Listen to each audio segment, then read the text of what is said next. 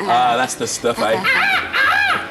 Now, this is where I'm just going to shut up and let Lenny take the calls and the questions. Jolly, what's your question for Lenny? What would be your advice to someone just starting out as a comedian? Get some good jokes. That's a good one. Let's go to the phones. Who's on line 1?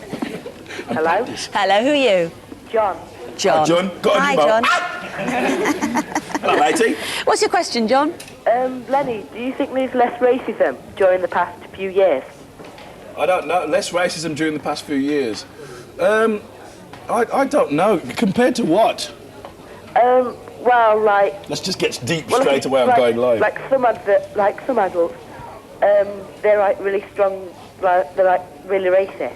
Well, I think it's important for kids to sort of find out about each other. You know, if you're in a culturally area, it's important for kids at school to find out about each other's races and to just get to know people so that when you get older, you don't have the ignorance that maybe past generations have had. So that's the only way to stop it, really, is to increase your knowledge of the other races. Yeah. Yeah, do you agree with that, John? Yeah. Sound sort of thoughts there. Yeah, man. Knowledge is the key. Nice to talk to you. To salvation. Let's go to another question from the studio. Tracy, where's Tracy? There you are, right next to Lenny. If the world was to end tomorrow, what would you do today? If the world was to end tomorrow, what would I do today? Well, number 2 would be Come on, going live. Come on, going live and ask questions. Hello. No, I would. I don't know. If the world were to end tomorrow, what would I do today? Well, how would I know if the world was going to end? Oh, they'd be on the news, wouldn't it, and stuff. Well, I'd eat lots and lots and lots of chocolate, and I'd go and find Prince and be in his band, and I'd fly Concorde, and I'd come on going live and bait Phil Schofield, because that's my favourite thing. He's such a meanie. Let's go back to the phones. Who's on line 2? Hello? Hello, who are you? Kelly. Kelly, good morning. All right, Kel. Hi, Lenny. How you doing, Kel? I'd like to ask you a couple of questions, please. Good morning. Where do you get your ideas from? Ideas from all over the shop, really. Usually they start with me seeing something on the television that I think is really funny, or you know, I meet somebody and I think they've got a good voice or whatever, and then I go and sit with the writers and we try and come up with, you know, a good joke to go with the character, you know. Yeah. So it's happening all the time. Hopefully. Do you work with the same lot of writers? Most of the time, yeah. And they help me do the book as well, because I find it very difficult to write on my own.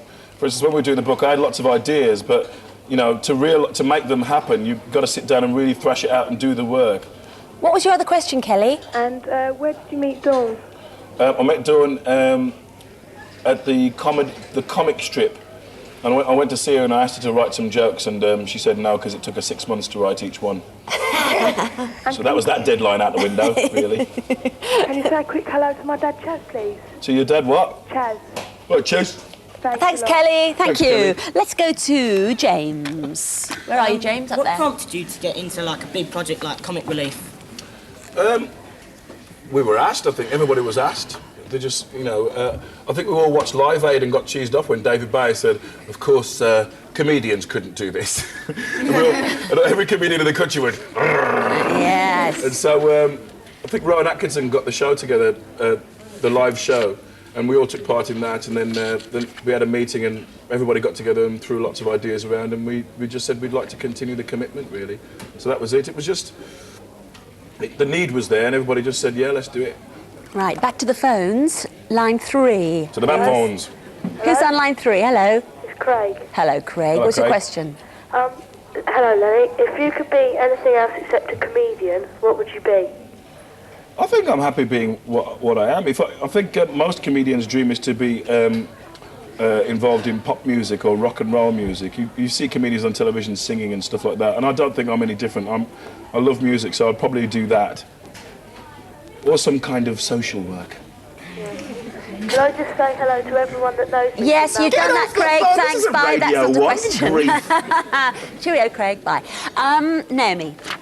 If you could design your own spondiciously crucial suit, what would it look like? Well, listen, man, it would have shoulders out to here, right? The trousers would taper into this much, right? It would have studs on it. It would have digital written on the back, right? It would have a built-in radio, right? It would have speakers coming out the back. It would have like fins, right? It could have fins. See, old American cars are wicked, right? So I'd have like big fins, right? I'd have headlights, right? So people know where I'm going, right? I'd have like luminous knee pads, right?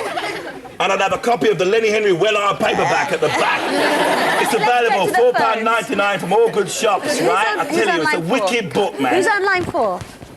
Who's on line 4? Katie. Katie. What's your question, Katie? Hi Lenny. Have you got a favourite comedian? And if you have, then who is it? Oh, that I've got a favourite comedian. I like lots of. I'm a fan actually. If you see a lot of shows like French and Saunders and Alexis Sales stuff, I'm usually in the audience laughing like this. It's you. So, but I like Tommy Cooper, and I used to like Eric and Ernie. Now I like French and Saunders, Alexis Sales, Ben Elton, people like that. I like Richard Pryor and Steve Martin too. Oh, I'm getting happy feet. I like Steve Martin a lot. Who's your favourite? I like Lenny. You like Lenny. Well, you had to say that. You would say that, wouldn't you? But it was nice anyway. Thanks, Kate. Thanks, Kate. There's a competition. Competition? Yes. Is there? Grief. Yes. Well, I hope so. I'm finding out more and more about this programme as the day goes on. That's the whole idea. Now, you brought some prizes in, because they're down there in that little basket. We've got lots of prizes, guys. I've got a fab Lenny Henry Live and Unleashed T-shirt, and designed by Betty Jackson, and the proceeds go towards Comic Relief. I've got that. I've got some Swatch watches, and I've got a copy of Lenny Live and Unleashed, the album, also available on video, kids, so go get it now. OK, and, what's the question? The question is, right? Right. At the end of the last series of the Lenny Henry show, Delbert had a little well, he hadn't had it himself because that's biologically impossible, but Delbert had a little baby boy on his back, right? Now, he'd given the child a name.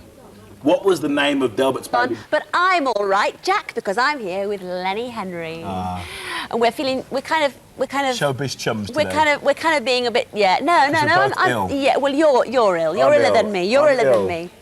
Lenny, just so relax for a minute. Okay. Tell me about Comic Relief. How much money was raised last time? Well, on the last count, it's very quickly approaching £25 million, which is brilliant. So thanks to everybody who donated and went out and did events and everything. It's nearly £25 million, and we'll tell you more near the end of the year, the final total. Can you just give us a quick rundown of some of the things that £25 million is going towards? What's good about Comic Relief at the moment is that wherever you live in Britain, Comic Relief is working around the corner funding projects to help the elderly, to help people with disabilities, to help drug rehabilitation centres, and also the homeless. So it's working in those areas in this country. Also, 2/3 of the money goes to problems in the third world. Now, I did some documentaries. I went to Burkina Faso, and we talked to people about grain banks, about ORS, the oral rehydrative solution, and also building reservoirs and providing wells for villages where they had to walk miles and miles to get their water supply, and also lecturing villages about cleansing their water supply. So the money's going towards those projects over there, and all the projects that we showed on Comic Relief early on this year have been funded and are doing really well, so it's great. It's a great feeling, but of course it doesn't stop, does it? No, it doesn't stop, which is why we're making, and other charities are making, long-term commitments to problems in the third world and in this country too. What about Comic Relief for the future? Well, we're not doing a Comic Relief, a big Red Nose Day next year. We need to. No! Well, because we've got 25 million, so I think we need to look for new projects to fund and also plan the year after. I suppose it's time, because just organising Comic Relief Day and night itself takes up a lot of precious time and resources that could be going towards actually spreading that £25 million. I also think it's important to make programmes where people know exactly where the money's gone, and like a progress report. So we're going to do a progress report next year with some documentaries, and maybe there'll be a compilation of the first 3 Red Nose Days. I don't know. But that's a good idea. So, and then the year after, we're going to come back really strong like the World Cup, so look out. So nobody gets complacent about it. No way. Excellent, excellent. Well, hopefully now everyone in this country is becoming more and more aware of how important green issues are. And, for instance, we can choose whether to use environmentally friendly products or not. But for people in the third world, as Lenny was saying, it's not a choice to them. Green issues are actually a matter of life and death.